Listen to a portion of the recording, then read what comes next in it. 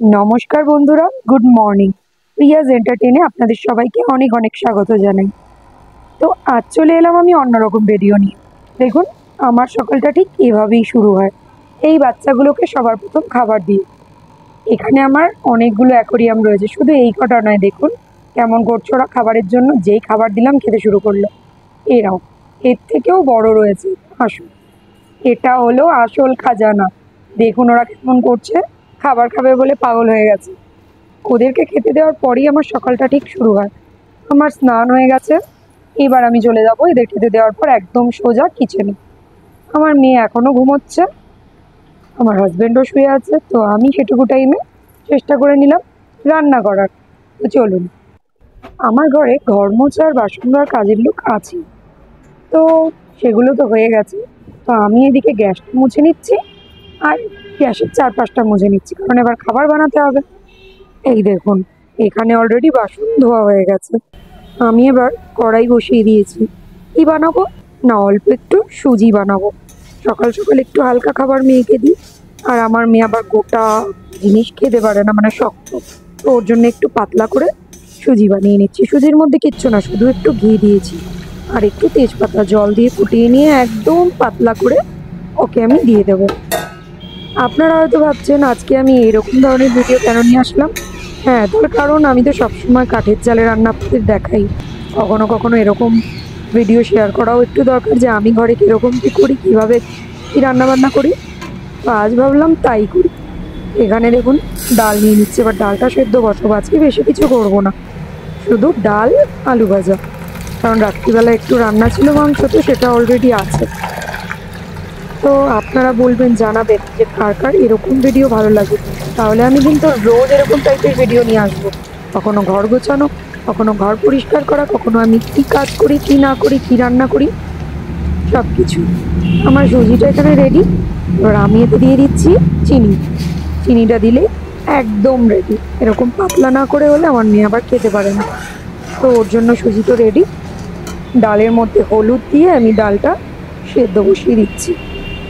আসলে কি জানেন তো ফ্রেন্ডস, এই যে রোজ এই ছাদের উপরে মানে কাঠের জালে রান্না করাটা সম্ভব হয়ে ওঠে না।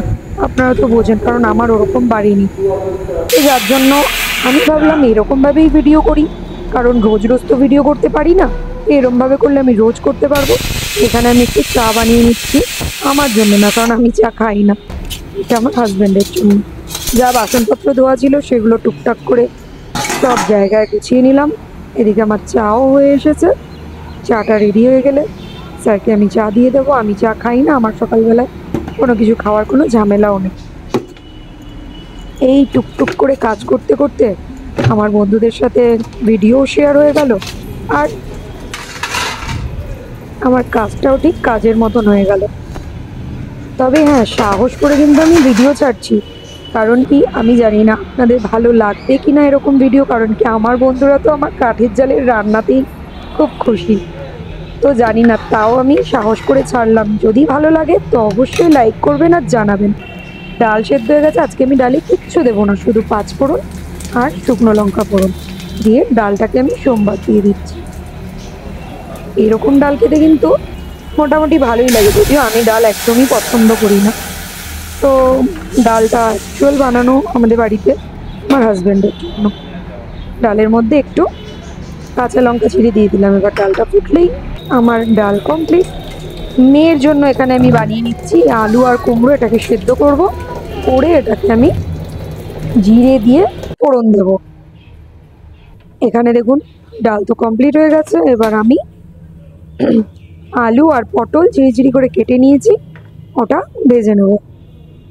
এই দেখুন আমার এখানে কত সমস্যা হচ্ছে। আমি কিন্তু ওই পাশটাতে আমার বড় রিং লাইটের যে স্ট্যান্ডটা, ওটা লাগিয়ে রেখেছি অলরেডি, কিন্তু এতটাই প্রবলেম হচ্ছে, যেহেতু আমার জানলার থেকে আলোটা এরকমভাবে আসছে, তো পুরো ভিডিও একদম ব্ল্যাক হয়ে যাচ্ছে। যার জন্য আমি আবার এই পাশে একটা ছোট্ট স্ট্যান্ড লাগিয়ে ভিডিও বানাচ্ছি। দিয়ে দিচ্ছি শুদ্ধ মাত্র শুকনো লঙ্কা ফোড়ন, আর কিচ্ছু না। এইভাবে হয়তো অসুবিধা হচ্ছে, আর আমি সামনে থেকে যখন দেখাচ্ছি তখন এক হাতে ক্যামেরা করছি আর এক হাতে দেখাচ্ছি। এটা দেখুন আমি কি দেখাচ্ছি, আমার হাতে প্রচণ্ড র্যাশ হয়েছে। এটা দেখালাম তার কারণ কি, আপনারা হয়তো ভাবছেন যে মাস অথবা মানুষ হাতের মধ্যে শাখা পলাই পরে নেই। হ্যাঁ, এতটাই র্যাশ হয়েছে যে শাখা পলাটা হাতে প্রচণ্ড জ্বালা করছে, মানে রাখতেই পারছি না। এই রুদ্রাক্ষটা রয়েছে তাতেই কত জ্বালা করছে। তো দু হাতে কিছু তো রাখতে হয়, খালি হাত রাখতে হয় না, তাই আমি এভাবেই রয়েছি। আমার আলু আর পটল ভাজা এরকমভাবে ভাজলে না একদম লাল লাল করে ভাজাটা হবে, দারুণ লাগে। দিয়ে দিচ্ছি নুন আর পরিমাণ মতন হলুদ। আর ডালের সাথে এরকম ভাজা, নয়তো আলুর চোখা, তাছাড়া কিন্তু ডালের সাথে একদম জমেই না। তো এই ভাজাটা করে নিই। ভাজাটা করে নেওয়ার পর এই কড়াইতেই আমি আমার মেয়ের তরকারিটা সোমবার দিয়ে দেবো। তরকারি তো না, ওটা আমি সেদ্ধ বসিয়েছি, এখন সোমবার দিয়ে দেবো। মেয়ের তরকারি মানে সেদ্ধটা রেডি। আর এখানে আমি প্রেশার কুকারে চাল নিয়ে নিয়েছি, কারণ আমার মেয়ে গলা ভাত ছাড়া খেতেই পারে না। আর এখানে হাঁড়িতে আমাদের জন্য চাল ধুয়ে নিচ্ছি। এদিকে দেখুন 3 দিকে আমি বসিয়ে দিয়েছি কড়াই ভাজা, এদিকে মেয়ের জন্য ভাত, এদিকে আমাদের ভাত। মাম্মার তরকারি ফোড়ন দেওয়া হয়ে গেল, এখন দিয়ে দিচ্ছি এতে ধনে পাতা একটু আর একটু সামান্য জিরের গুঁড়ো। এইভাবে খেতে কিন্তু বেশ ভালোই লাগে। অন্যদিন তো জ্যান্ত মাছের ঝোল করা হয়, আজকে আমি তা করিনি, আজকে নিরামিষ। ও এরকমই খাবে, যদিও ওর আর কি মুখে দিলেই তো শুধু ঢোক গিলতে হয়, সবই গলা কোনো অসুবিধাই নেই। আর এদিকে আমি চলে যাচ্ছি, দেখুন আমার যে সবজির খোসাগুলো, ওগুলো কিন্তু আমি ফেলি না বন্ধুরা, ওগুলো আমি আমার ছাদ বাগানে এসে আমার গাছের গোড়াতে দিয়ে দিই। তাতে আমার গাছও ভালো থাকে, সবজির খোসা ফেলার ঝামেলাও থাকে না। এই যে ছাদের অবস্থা দেখেছেন কি হয়েছে, বৃষ্টি হয়ে চারদিক নোংরা হয়ে পড়ে রয়েছে। তো আজকে ভাবছি বিকেলবেলায় ছাদটা পরিষ্কার করে নেব। যদিও এটা আমার ছাদ নয়, মানে এই বাড়িটা আমরা ভাড়া থাকি। হ্যাঁ, আমাদের নিজেদের ফ্ল্যাট অলরেডি রেডি, আমরা 1 বছর আগেই চলে যেতাম, কিন্তু আমি তো জানিয়েছিলাম আপনাদেরকে যে আমার শ্বশুরমশাই এক্সপায়ার হয়ে গেছেন।